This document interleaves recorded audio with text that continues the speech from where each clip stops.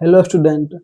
इससे पहले वाले वीडियो में हम लोग चैप्टर 1.2 का बेसिक एवं क्वेश्चन 1 और 2 देखे थे। ठीक है, इस वीडियो में हम क्वेश्चन नंबर 3 से आगे देखना शुरू करेंगे, तो बने रहिए। देखिए यहाँ पे क्वेश्चन नंबर 3, क्वेश्चन 2 तक हो गया था, क्वेश्चन 3 पे थे, ध्यान दीजिए। आपसे बोला जा रहा है क्वेश्चन 3 में अभाज्य गुणनखंडन विधि द्वारा निम्नलिखित पूर्णांकों के एचसीएफ और एलसीएम ज्ञात करिए। इससे पहले वीडियो में हम आपको बताए थे क्या एलसीएम और एचसीएफ निकालना। एलसीएम और एचसीएफ निकालना, देखिए एलसीएम एचसीएफ जो होता है निकालने का दो तरीका होता है। एक तरीका होता है भाग विधि, जो आपको बचपन से आता होगा, और दूसरा तरीका होता है अभाज्य गुणनखंडन विधि। ठीक है, अभाज्य गुणनखंडन विधि यानी एचसीएफ और एलसीएम निकालने का दो तरीका है। एक है भाग विधि और दूसरा है अभाज्य गुणनखंडन विधि। ठीक है, ये आपको बचपन से आता होगा और यहाँ आपसे बोला जा रहा है कि इस विधि से आपको बनाना है, यानी अभाज्य गुणनखंडन विधि से बनाना है। देखिए पहली बात है, क्वेश्चन जो यहाँ दिया गया है आपको, क्वेश्चन बहुत ज्यादा आसान है। ठीक है, आपके एग्जाम में ऐसा क्वेश्चन नहीं आएगा, यानी आप इतना आसान क्वेश्चन आपके एग्जाम में नहीं आएगा यहाँ। ठीक है, इसलिए आपको प्रोसेस पर ध्यान देना है, क्वेश्चन पर ध्यान नहीं देना है। क्वेश्चन आसान है भारी है, इसको ध्यान नहीं देना है। प्रोसेस देखिए, क्योंकि यही क्वेश्चन आपको अंक बदल करके अंक बढ़ा करके एग्जाम में दिया रहेगा, तो वहां फंस जाइएगा। ठीक है, इसलिए ध्यान से प्रोसेस देखिए। देखिए हम कैसे निकालते हैं अभाज्य गुणनखंड विधि द्वारा। देखिए अभाज्य गुणनखंड का माने होता है जो इसको तोड़ना, यानी मतलब मान लीजिए यहाँ 12 है, तो 12 कौन कौन पहाड़ा में आता है, उस सब पहाड़ा के रूप में 12 को हम तोड़ देंगे, वही होता है अभाज्य गुणनखंड विधि। ठीक है, तो सबसे पहले काम क्या करेंगे हम, अभाज्य गुणनखंड करेंगे, जो दिया गया है उसका हम करेंगे। ठीक है, तो चलिए करते हैं। देखिए सबसे पहले दिया गया है 12, 12 को तोड़िए आप कहीं पे एकांत में। देखिए 12 तोड़िएगा, 2 छक 12, 2 तिया 6 और 3 एकम 3, कितना आया, इसको लिख दीजिए यहाँ पे 2 गुने 2 गुने 3। ठीक है, 3 दूनी 6 दूनी 12। 15 को तोड़िए, 15 2 से नहीं टूटेगा। ठीक है, तोड़िए आराम से। 15, 3 5 15, 5 एकम 5, यानी 3 गुना 5। 21 तोड़िए तो 3 गुना 7। ठीक है, यहाँ देखिए, अब सुनिए इसके बाद क्या करना होता है। इसके बाद हमें इसमें घेरा लगाना पड़ता है, यानी घेरा लगा के देखना पड़ता है कि आखिर किस किस में कौन कौन संख्या कॉमन आ रहा है। ठीक है, यानी कॉमन को खोजना पड़ेगा हमको, यानी इसमें घेरा लगा के हम देखेंगे कहाँ पे कौन चीज कॉमन आ रहा है। ठीक है, देखिए ये जो 3 है, गौर से देखिए तीनों में आ रहा है। ठीक है, बाकी कोई संख्या तीनों में आ रहा है, नहीं आ रहा है। ठीक है, आपको ध्यान रखना पड़ेगा। अगर देखिए यहाँ पर 3 अंक का है, 1 2 3, 3 अंक का है, तो 3 अंक वाला होता क्या है, जो तीनों में आता है वो एचसीएफ हो जाता है। ठीक है, और जो तीनों में आता है और नहीं भी आता है, दोनों का गुना करके एलसीएम आ जाता है। ठीक है, यानी 3 अंक वाला में जो तीनों में कॉमन रहे वही एचसीएफ होता है, और जो तीनों में कॉमन है और नहीं भी है, दोनों गुना करने के बाद जो आता है वह एलसीएम हो जाता है। ठीक है, देखिए यहाँ हम देखें 3 जो है तीनों में है, 12 में भी है, 15 में भी, 21 में भी, यानी 12 15 21 तीनों में 3 है। ठीक है, इसका माने मेरा जो एचसीएफ आ जाएगा 3 आंसर। यानी जो अगर मान लीजिए यहाँ पर 4 अंक का होता, तो 4 अंक वाला में जो चारों में होता वही एचसीएफ होता। ठीक है, और 3 अंक वाला में जो तीनों में होता वही एचसीएफ होता। ठीक है, और 2 अंक वाला में अगर दोनों में होता कॉमन तो एचसीएफ हो जाता। ठीक है, चलिए अब देखिए एलसीएम कैसे निकलता है इसका। तो कॉमन को पहले लिखिए, लिख दिए। अब जो जो कॉमन नहीं है उस सबको लिखना पड़ेगा। 2 लिखना पड़ेगा, ये 2 लिखना पड़ेगा, 5 लिखना पड़ेगा, 7 लिखना पड़ेगा। ठीक है, 3 था कॉमन उसको भी लिखिए, जो कॉमन नहीं था उसको भी लिखे। ठीक है, और सबको गुना कर दीजिए। 3 दूनी का 6, 6 5 30, दूनी 60, 60 और 7 गुना करिए आप, 7 6 का 42, 420 लगभग। ठीक है, देखिए 7 5 35, 35 तिया 105, 35 तिया 30 तिया 90, 5 तिया 15, 105, 105 दूनी 210, 210 दूनी 420। ठीक है, गुना कर लीजिएगा, इतना ही आंसर आएगा। चलिए पहला खत्म। क्वेश्चन दूसरा पे चलते हैं। 17 23 29, देखिए जब 17 को तोड़िएगा आप तो ध्यान से देखिए, 17 किसी पहाड़ा में नहीं आता है। 17 जो है वो किसी पहाड़ा में नहीं आता है। ठीक है, इसी प्रकार 23 भी किसी पहाड़ा में नहीं आता है और 29 भी किसी पहाड़ा में नहीं आता है। तो आपको ध्यान देना होगा, जब किसी पहाड़ा में आता ही नहीं है तो इसका एचसीएफ कितना होगा, है आपको सोच में, अगर सोच में आता होगा, जो किसी पहाड़ा में तीन में से कोई आता ही नहीं है तो कॉमन कहाँ से निकाले हैं। देखिए क्या करना होता है। 17 किसी पहाड़ा में नहीं आता है, छोड़ दीजिए वैसे ही। 23 किसी पहाड़ा में नहीं आता है, छोड़ दीजिए। 29 किसी पहाड़ा में नहीं आता है, छोड़ दीजिए। कहीं न कहीं देखिए सब में कुछ न कुछ एक कॉमन होवे करता है। ठीक, अगर यहाँ भी बात करें हम तो एक सब में रहता है। ठीक है, भले एक का माइन गुना में नहीं होता लेकिन एक सब जगह रहता है। ठीक है, तो कुछ कॉमन नहीं था तो एक तो कॉमन होगा ही, क्योंकि एक तो सब जगह छुपा रहता है। खासकर गुना, मान लीजिए हम 1 से गुना करेंगे 17 को 17 को फर्क पड़ेगा, 17 ही आएगा। 23 को 1 से गुना करेंगे 23 ही आएगा। 29 को 1 से गुना करेंगे 29 ही आएगा। ठीक है, तो एक सब जगह छुपा रहता है, इसलिए हम घेरा मार देंगे। ये मेरा हो गया कॉमन, तीनों में कॉमन मिल गया, वही मेरा हो गया एचसीएफ। लिख देंगे एचसीएफ बराबर एक आंसर। ठीक है, क्योंकि तीनों में कॉमन है। एलसीएम में क्या होगा, देखिए एक कॉमन है, इसको भी लिखिए। लिखिए नहीं लिखिए कोई दिक्कत नहीं। बाकी कॉमन कौन कौन सा है, ये तीनों में से कोई कॉमन नहीं है, तीनों को लिख दीजिए। तो 17, 23 और 29। ठीक है, यानी तीनों कॉमन नहीं था, तीनों लिख दिए। अब क्या करिए, 12 12 से गुना कर दीजिए। ठीक है, जब इसको 12 12 से गुना करिएगा आप, तो आपको लगभग आ जाएगा तीनों गुना करने पर 11, 33, 9 इस टाइप का आएगा। ठीक है, तीनों गुना करिएगा, इसको इसको इसको और इसको, तब जाके आपको इतना आ जाएगा। ठीक है, चलिए ये रहा गया मेरा आंसर। क्वेश्चन नंबर तीसरा पे चलिए। 8 किस किस पहाड़ा में आता है? 2 दूनी 4 दूनी 8, 9 3 तिया का 9, 25 5 गुने 5। देखिए हम सिखा दिए यहाँ पर कितना तोड़ना आपको। ठीक है, यहाँ बता दिए थे कैसे तोड़ना है, ये आसान था इसलिए हम लिख दिए। ठीक है, यहाँ पे देखिए अब फिर बात आता है कि अब तीनों में कॉमन क्या कौन चीज है। ठीक है, तो कुछ कॉमन नहीं है तो एक कॉमन होता ही है। ठीक है, लिख देते हैं। देखिए कुछ कॉमन तीनों में नहीं ना, तो नहीं कॉमन है तो एक होता है कॉमन। लिख देंगे एचसीएफ बराबर एक आंसर।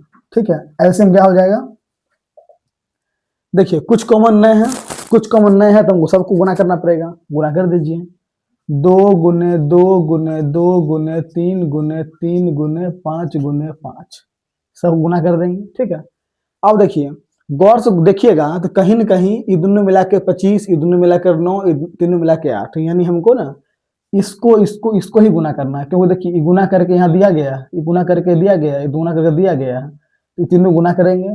जब तीनों का गुना करिएगा 8 और 8 9 और 25 को गुना करिएगा, 8 9 और 25 को गुना करिएगा। ठीक है, देखिए ये जो 1 2 और 3 2 आया था, ये तीनों मिला करके यही वाला 8। ठीक है, ये तीनों मिला करके यही 9 और ये दोनों 5 मिला करके ये 25। ठीक है, तो 25 9 और 8 गुना कर दीजिए, 8 9 और 25। जब आप तीनों को गुना करिएगा तो आपको लगभग आ जाएगा 1800। ठीक है, यही आएगा। चलिए यही मेरा आंसर हो गया। अब यहाँ एक चीज गौर से समझिए, आप यहाँ जो तीनों क्वेश्चन दिया गया था, क्वेश्चन बहुत आसान दिया गया था। ठीक है, आप ऐसा उम्मीद मत रखिए कि आपके एग्जाम में ये क्वेश्चन आएगा, इतना आसान क्वेश्चन नहीं आने वाला है। ठीक है, आपके एग्जाम में भी नहीं आएगा और आगे जितना भी एग्जाम होगा उसमें इतना आसान क्वेश्चन नहीं आएगा। देखिए एक चीज सुनिए, आपका जो बुक है एनसीईआरटी का बुक, ठीक है, उसमें क्या दिया गया है, तो उसमें विद्यार्थी के लिए कुछ नहीं दिया गया। ठीक है, प्रत्येक क्वेश्चन टीचर के लिए दिया गया है, यानी प्रत्येक क्वेश्चन आसान है। उसके बाद सब प्रत्येक क्वेश्चन एक दूसरे से अलग है। क्वेश्चन एक कुछ और है, क्वेश्चन 2 बदल जाता है। ठीक है, तो इसलिए आप अगर आगे की तैयारी करना चाहते हैं तो हम मेरा ये मानना है कि आप भारतीय भवन का बुक ट्राई कर सकते हैं। उसमें देखिए अब दोनों में अंतर क्या है, तो भारतीय भवन बुक में आपको इस टाइप का क्वेश्चन 1 2 नहीं बल्कि 5 10 दिया होता कम से कम। ठीक है, और इतना आसान नहीं दिया होता, इससे थोड़ा सा हाई लेवल का दिया होता, बराबर अंक। ठीक है, जिससे क्या होता है आपको पूरा प्रोसेस मालूम पड़ जाता है। देखिए आप 3 क्वेश्चन बनाए हैं, यदि आपको पहले से पता होगा अभाज्य गुणनखंड क्या होता है, ठीक है, नहीं पता होगा तब आप यहाँ 3 क्वेश्चन बना करके एग्जाम में जाइएगा, क्वेश्चन थोड़ा सा बड़ा आएगा, आपसे नहीं बनेगा। ठीक है, इसलिए ध्यान दीजिएगा, क्वेश्चन यहाँ आसान है लेकिन प्रोसेस आपको सीखना पड़ेगा। प्रोसेस ध्यान रख के 2 4 क्वेश्चन खुद से लीजिए, बनाइए, चेक करिए आता है आंसर नहीं आता है। ठीक है, चलिए क्वेश्चन नंबर 2 पे चलते हैं। चलिए क्वेश्चन 2 नहीं, क्वेश्चन नंबर 4 पे चलते हैं। ठीक है, देखिए क्वेश्चन 4 बोला जा रहा है एचसीएफ 306 और 657 का 9 है। ठीक है, यानी आपको बोला जा रहा है 306 और 657 का एचसीएफ जो आपको दिया गया है 9। ठीक है, तो आप दोनों का एलसीएम ज्ञात करना है। बात समझ में आया? यानी आपको ये दोनों का एचसीएफ दिया गया है और आपसे एलसीएम पूछा जा रहा है। देखिए यहाँ पे कुछ विद्यार्थी क्या करेगा, यहाँ से ये दोनों का एलसीएम निकाल करके आंसर बता देगा। ठीक है, अब जब दोनों का एलसीएम निकालने जाइएगा तो बहुत बड़ा प्रोसेस हो जाएगा। ठीक है, गुना भाग थोड़ा सा डिफिकल्ट हो जाएगा। याद करिए आपको हम फार्मूला बताए थे। ठीक है, एक सिंपल सा फार्मूला बताए थे जो कि फार्मूला यही है। देखिए हम बताए थे आपको दो संख्याओं का योगफल, दो संख्याओं का योगफल बराबर एलसीएम गुने एचसीएफ बताए थे। कुछ नहीं करना, बैठा देना आपको यहाँ पर। देखिए संख्या कौन कौन सा है, तो संख्या 306 है और 657 है। ठीक है, एलसीएम कितना दिया है वो निकालना है एलसीएम। एचसीएफ कितना दिया है, एचसीएफ दिया गया है 9। ठीक है, देखिए 306 657, ये 9 गुना में है, इसको उठा करके भाग में लाइए, क्या बचेगा एलसीएम। काटिए इसको, 9 तिया 27, 9 चौके 36, 34 आया। ठीक है, 9 तिया 27, 3 36, 936। ठीक है, अब अब बचा 34 और 657 बराबर एलसीएम। जब दोनों को गुना करिएगा तो आपको आ जाएगा लगभग 22, 33, 8 बराबर एलसीएम। यही आपका होगा आंसर। ठीक है, आसान था, बस फॉर्मूला बना दिए। चलिए क्वेश्चन नंबर 5 पे चलते हैं। ठीक है, चलिए क्वेश्चन नंबर चलते हैं 5 पे। देखिए क्वेश्चन 5 बोला जा रहा है आपसे, जांचे कि क्या किसी प्राकृत संख्या n के लिए संख्या 6 पावर n अंक 0 पर समाप्त हो सकता है। ठीक है, देखिए क्वेश्चन कह रहा है, क्वेश्चन आपको सीधा ये बोल रहा है। देखिए n का मैंने बोल दिया प्राकृत संख्या। ठीक है, कहता है प्राकृत संख्या क्या होता है, आपको लिखा दिए हैं। देखिए इसी सब के लिए हम संख्या के बारे में पहले बता दिए हैं। ठीक है, प्राकृत संख्या क्या होता है आपको जानना पड़ेगा, जानिएगा तब जाके समझिएगा क्वेश्चन को। ठीक है, देखिए आपको ये बोल रहा है 6 पावर n। ठीक, n का माने हो गया प्राकृत संख्या। प्राकृत संख्या माने कितना होता है, 1 2 3 4 10। ठीक है, होता है। यानी आपसे ये बोला जा रहा है कि 6 के पावर n यानी n का मान प्राकृत संख्या, यानी 6 n के स्थान पर हम 1 2 3 4 5 6 7 8 रखेंगे तो क्या वह 0 पर समाप्त होगा। ठीक है, यानी ये बोला जा रहा है आपसे कि 6 के सिर पर यानी n के स्थान पर हम 1 2 3 4 5 6 कुछ भी रखे तो क्या वह 0 पर समाप्त होगा। चलिए चेक कर लेते हैं। देखिए क्वेश्चन ऐसा है, माना n बराबर 1 2 3 4 5 10। ठीक है, क्यों माने, क्योंकि प्राकृत संख्या बोला जा रहा है, मान लीजिए। ठीक है, चलिए क्वेश्चन क्या है, 6 टू द पावर n। ठीक है, अब देखिए लिखिए n बराबर 1, n बराबर 1 होगा तब क्या होगा 6 और n के स्थान पर 1 बराबर 6। चलिए n बराबर जब 2 होगा तब क्या होगा, 6 के स्थान पर 2 बराबर 36। n बराबर जब 3 होगा तब क्या होगा, 6 के माथा पे 3 और 216। ठीक है, क्या इसके लास्ट में कभी 0 आ रहा है, देखिए तो यहाँ भी 6 है, यहाँ भी 6 है, यहाँ भी 6 है, और जितना आगे करेंगे सबके लास्ट में 6 ही आएगा, कभी 0 नहीं आएगा। ठीक है, बात ध्यान रखिए। 0 नहीं आया तो हम लास्ट में लिख देंगे, यहाँ लिखेंगे अतः n, लिखेंगे n के जगह कोई भी प्राकृत संख्या, कोई भी प्राकृत संख्या रखने पर संख्या या रखने से बनी संख्या 0 पर समाप्त नहीं होगी। ठीक है, यानी हम 6 के सिर पे देखिए 1 2 3 कुछ भी रखे, आगे भी कितना भी कुछ रखेंगे, कभी भी लास्ट में 0 नहीं आएगा, हमेशा 6 ही आएगा। यहाँ तक कि अगर पूर्ण संख्या हम 0 भी रख देंगे तब भी लास्ट में 1 ही आएगा, 0 कभी नहीं आ सकता। ठीक है, तो ये रहा मेरा क्वेश्चन। चलिए क्वेश्चन नंबर हम 6 पे चलते। चलिए क्वेश्चन नंबर 6 देखिए, क्वेश्चन 6 बोला जा रहा है कि व्याख्या कीजिए कि क्या 7 गुने 11 गुने 13 प्लस 13 और ये भाज्य संख्याएं हैं। यानी आपको बताने के लिए बोल रहा है कि कैसे ये भाज्य संख्या बताइए आप।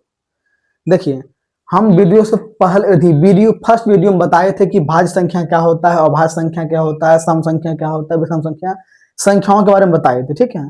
सबसे पहले आपको थोड़ा सा भाज्य संख्या के बारे में पता होनी चाहिए, कि भाज्य संख्या किसे बोलते हैं। देखिए, भाज्य संख्या माने वैसी संख्या होती है जिसमें किसी संख्या से भाग लग जाए, यानी एक और खुद को छोड़ के किसी और संख्या से भाग लग जाए, उसे भाज्य संख्या बोलते हैं, ठीक है। तो क्वेश्चन को भाज्य संख्या को समझना पड़ेगा आपको। अगर समझ लिया आप तो आगे बढ़िए, देखिए क्या करना पड़ता है। देखिए क्वेश्चन है ये, 7 गुने 11 गुने 13 प्लस 13 कहता है कि ये भाज्य संख्या क्यों है, ठीक है। तो इसको करने का दो तरीका है। एक तरीका सीधे आप क्या करिए, तीनों गुना करके ये जोड़ दीजिए, ठीक है। एक मिनट, ये तीनों गुना करके इसको इसको इसको 7 11 13 गुना करके 13 जोड़ दीजिए। उसके बाद जो आएगा उसमें किसी से भाग लगा के देखिए कि भाग लगता है कि नहीं लगता है। अगर लगता होगा तो बोल दीजिए भाज्य संख्या है, ठीक है। एक तरीका ये हो गया। फिर सुनिए, तीनों गुना करके ये जोड़ दीजिए, मतलब इसको सरल कर दीजिए। उसके बाद कोई संख्या से भाग लगा के देखिए, अगर लगता है तो भाज्य संख्याएं हैं, नहीं तो भाज्य संख्या नहीं है। एक तरीका हो गया। एक तरीका और है, देखिए हम बताते हैं, थोड़ा सा यूनिक तरीका बताते हैं। देखिए 7 11 13, ठीक है। देखिए इस ई और ई बीच में प्लस में दो दो, मतलब दो दो संख्या हो गया, एगो इस पार एगो इस पार, ठीक है। यानी पूरा मेरा गुना है, पूरा एक हो गया और 13 अलग हो गया। इस दोनों में से 13 कॉमन निकाल लीजिए, ठीक है। तो क्या बचेगा, इधर 7 गुने 11 और खत्म हो गया 13, तो बच गया 1 और प्लस का 1। कोई दिक्कत, दोनों 13 को बाहर एक कॉमन निकाल लिए, 13 बाहर, ठीक है। अब देखिए, देखिए कॉमन कैसे निकाले। इन्हें सोचिएगा कि इसमें 13 कहाँ है, दोनों कॉमन कैसे निकाल लिया। और ये जो 13 है ना, दोनों का 13 है, मतलब 13 पूरा, इस पूरा का एक कॉमन 13 लिए हैं, ठीक है। और इस पूरा में 13 कॉमन लिए हैं, तो ऐसा हो गया। अब देखिए 13 हो गया, इधर गुना करिए, 11 सते 77 हो गया, 77 और जोड़ 1, तो 13 गुने 78। सुनिए, हमको कुछ देखना ना है, एक चीज गौर करिए, भाज्य संख्या हो या अभाज्य संख्या हो, कोई संख्या हो, उसका दुगुना तिगुना चरगुना पचगुना 10 गुना 12 गुना 13 गुना 25 कोई भी गुना हो, वो भाज्य संख्या ही होता है, ठीक है। देखिए 78 भाज्य हो या अभाज्य मतलब हम गुना है, इसका 13 गुना आ गया, 13 गुना करना है, तो भाज्य संख्या हर हाल में होगा। देखिए 7 भाज्य संख्या नहीं ना है, लेकिन इसका हम कुछ गुना करें, दुगुना करें, तीन गुना करें, मान लीजिए 55 करते हैं, तो 35 भाज्य संख्या आ जाएगा। उसके बाद कोई संख्या और लीजिए, 11 ले लीजिए, इसका हम 8 गुना करते हैं, 88 भाज्य संख्या हो गया। इसका मतलब ये हुआ, कोई भी संख्या को दुगुना करे, तीन गुना करे, कोई कितना गुना करे, तो जो आता है भाज्य संख्या ही आता है, ठीक है। यहाँ लिख देंगे, अस्पष्ट दिख रहा है, अस्पष्ट लिख दीजिए, अस्पष्ट दिख रहा है, दिख रहा है कि 78 का 13 गुना हो रहा है, जो कि भाज्य संख्या होगी। देखिए मन है नहीं लिखिए, अगर दिक्कत हो रहा है लिखने में सीधा बोल दीजिए कि दिख रहा है कि ये भाज्य संख्या है, क्योंकि देखिए भाज्य रहे और भाज्य रहे, उसका कितनों गुना करेंगे तो भाज्य संख्या ही आएगा, ठीक है। दुगुना क्यों ना करे, बस 20 गुना क्यों ना करे, गुना दुगुना तीन गुना पर 25 गुना करने पर हमेशा भाज्य संख्या ही आती है, ठीक है। तो हो गया, स्पष्ट कर दिखा दिए उसको, या नहीं होता आपको सीधा गुना कर दीजिए, बता दीजिए भाग लगता है, भाज्य संख्या हो गया। यहाँ देखिए, इसमें देखिए 7 गुने 6 गुने 5 गुने 4 गुने 3 गुने 2 गुने 1 प्लस 5। यहाँ देखिए, वो जैसा इसको किया वैसा ही कीजिए, या तो इसको पूरा गुना करके बोल दीजिए, नहीं तो हम जिसे किए से कर दीजिए। देखिए इस पूरा में कितना कॉमन है, तो 5 कॉमन है, निकाल लीजिए। इसमें भी 5, मतलब इस पूरा में से 5, इस पूरा में से 5 कॉमन निकाल लीजिए। क्या बचा इधर, 7 गुने 6 गुने 4 गुने 3 गुने 2 और गुने 1 और प्लस 5 निकाल लिए, तो 1 बचा, ठीक है।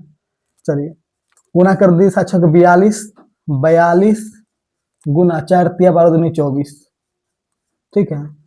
अब जब प्लस का 1, 1 मिनट, प्लस का 1, जब दोनों गुना करिएगा आपको आएगा, ये दोनों गुना करने पर 1008, ठीक है।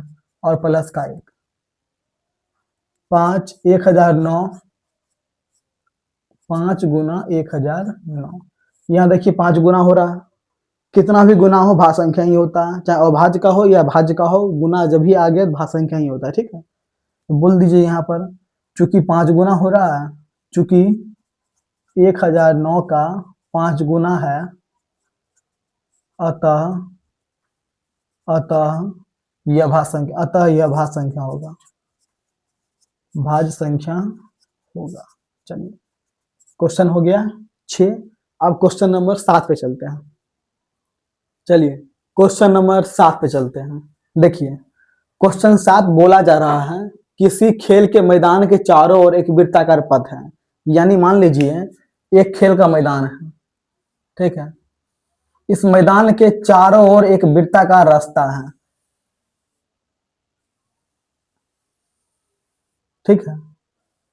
अच्छा एक चीज पहले सुन लीजिए। देखिए ये जो क्वेश्चन है, बहुत सारा बच्चा ये क्वेश्चन को इग्नोर कर देता है, सोचता है इसमें सिर्फ हमको एलसीएम निकालना है, यानी 18 12 का एलसीएम निकाल देंगे मेरा आंसर आ गया, ठीक है। तो इससे काम नहीं चलने वाला है। सिर्फ आप सीख जाइए कि एलसीएम निकाल देंगे तो आ जाएगा आंसर, ऐसा नहीं होगा। यदि आपको क्वेश्चन मान लीजिए ऐसा क्वेश्चन नहीं देगा, आपको लगा देगा कि जे 2 गाड़ी है, एक का स्पीड इतना है, एक का स्पीड इतना है, दोनों कब एक साथ मिलेगा, ठीक है। मैंने इसका मैंने क्वेश्चन जब बदल देगा आपको, तो आप इतना पर रहिएगा कि इसका एलसीएम निकालना है, तब फंस जाइएगा। देखिए जो क्वेश्चन है आपके आगे भी एग्जाम पूछता है, तो आपको समझना पड़ेगा कि आखिर एलसीएम क्यों निकाले। ये तो पता है कि इसका एलसीएम निकालेंगे हम, लेकिन क्यों निकाले ये समझिए कारण को, ठीक है। इसलिए वीडियो को देखिए।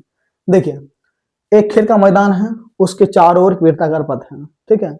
इस पे 2 लड़का, एक का नाम रवि है और एक का नाम सोनिया है, यानी रवि और सोनिया दोनों चलना आरंभ करता है। माने एक मिनट, एक ही स्थान, एक मिनट, दोनों एक के स्थान पर, दोनों एक के साथ हैं।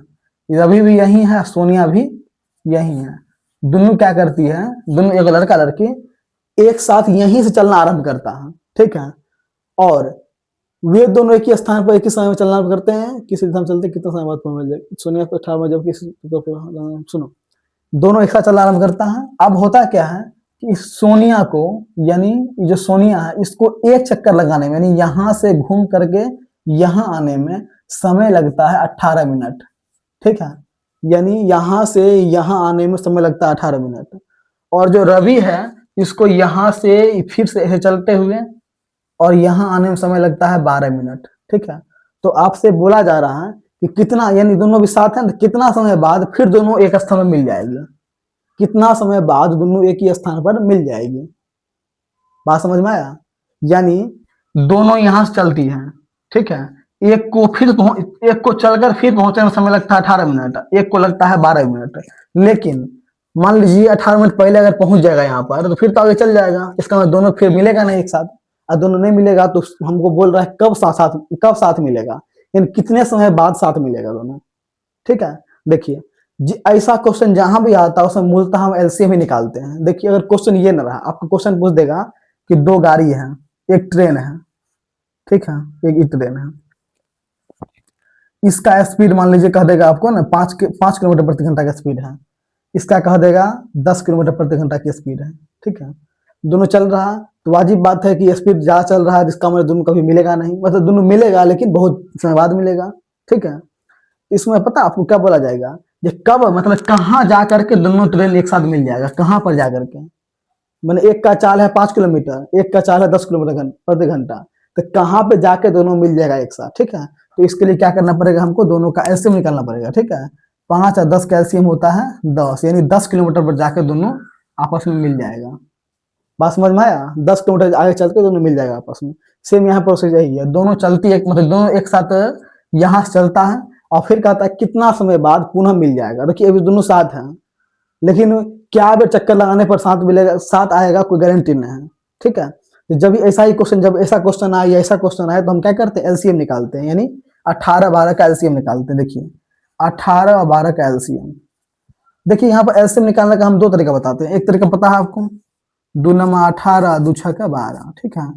फिर से 3 तिया 9, 3 दूनी 6, ठीक है। गुना करेंगे 3 दूनी 6, 36, ठीक है, 36 आ गया, यानी 36 मिनट बाद लिख देंगे, ठीक है। एलसीएम आ गया 36।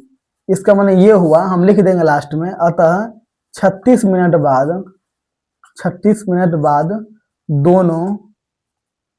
दोनों एक साथ मिल जाएगा, एक स्थान पर मिल जाएगा, यानी 36 मिनट बाद दोनों एक स्थान पर मिल जाएगा, ठीक है।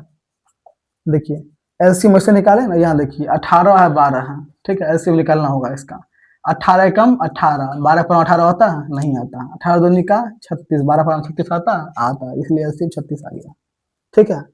18 कम 18, 12 पर हम नहीं आता, आता तो 18 ही आंसर हो जाता, ठीक है। 18 दूनी 36 आ गया, इसलिए आंसर। अगर नहीं आता तो फिर 18 54 पढ़ते हैं, वो आता तो वही एलसीएम, नहीं आता फिर उससे आगे पढ़ते हैं, तो ऐसा भी एलसीएम निकलता है, ठीक है। उम्मीद करता हूँ आपको समझ में आ गया होगा, ठीक है। चलिए, इस वीडियो में इतना ही है, इसके बाद नेक्स्ट वीडियो में मिलते हैं। अगर वीडियो अच्छा लगा हो तो लाइक सब्सक्राइब शेयर करिएगा। धन्यवाद।